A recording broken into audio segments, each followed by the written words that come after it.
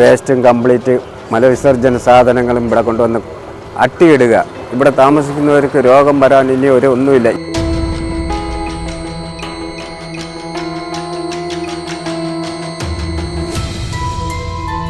രാത്രിയാകുമ്പോൾ ഇവിടെ കൊണ്ടുവന്ന് ഇടയാ. ഞാൻ ഈ മുമ്പിൽ താമസിക്കുക. ഞങ്ങൾക്ക് സുഖമില്ലാത്തവരും എല്ലാം വീട്ടിൽ കിടപ്പുണ്ട്. മാസ്ക് ഇട്ടിട്ടാണ് വീട്ടിനകത്ത് നിൽക്കുന്നത്.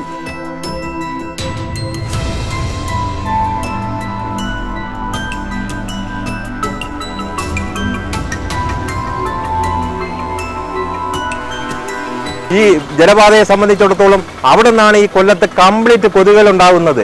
മന്ദരോഗങ്ങളാണെങ്കിലും ഡെങ്കിപ്പനിയാണെങ്കിലും ഇതെല്ലാം കൊണ്ട് ഹെൽത്ത് ഡിപ്പാർട്ട്മെന്റ് പോലും ശ്രദ്ധിക്കാത്ത ഒരവസ്ഥയിലേക്കാണ് പോയിക്കൊണ്ടിരിക്കുന്നത്.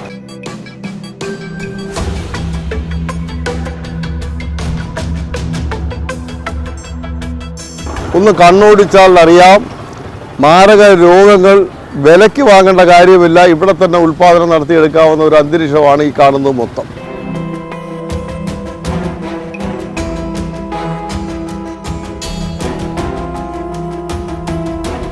കൊല്ലം കോർപ്പറേഷൻ ശുചീകരണ പ്രവർത്തനത്തിൽ പൂർണ്ണമായും പരാജയപ്പെട്ടിരിക്കുന്നു എന്നതിൻ്റെ പ്രധാന തെളിവുകളിൽ ഒന്നാണ് പള്ളിത്തോട്ടം ഡിവിഷൻ 47-ൽ കുട്ടികളും സർക്കാർ ഉദ്യോഗസ്ഥന്മാരും അതുപോലെ തന്നെ ജില്ലാ കളക്ടറടക്കം പ്രധാനപ്പെട്ട എല്ലാ മേഖലകളിലും പ്രവർത്തിക്കുന്ന ആളുകൾ പ്രധാനമായും സഞ്ചരിക്കുന്ന ഒരു പ്രധാന റോഡാണ് ഈ കനാൽ റോഡ്. ഈ കനാൽ റോഡിനോട് ചേർന്ന് ഇന്ന് മാലിന്യങ്ങളുടെ കൂമ്പാര കേന്ദ്രങ്ങളായി മാറിയിരിക്കുകയാണ്.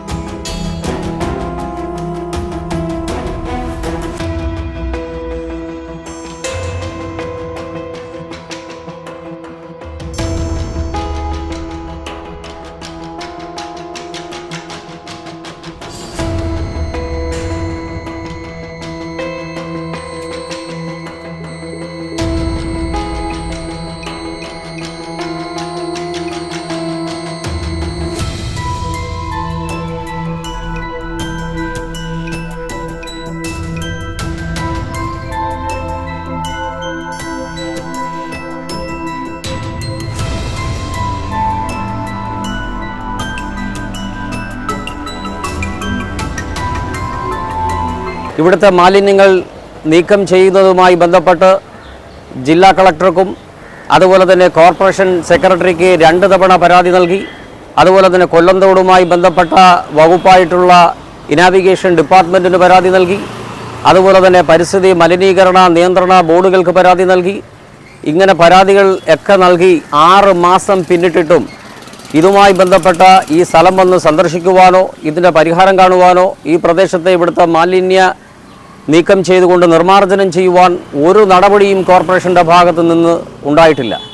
കൊല്ലം സിറ്റി കോർപ്പറേഷൻ്റെ കീഴിൽ ഒരു പുതിയ തസ്തിക, ആ തസ്തിക എന്ന് പറയുന്നത് ക്ലീൻ സിറ്റി മാനേജർ എന്ന് പറയുന്ന ഒരു തസ്തികയാണ്.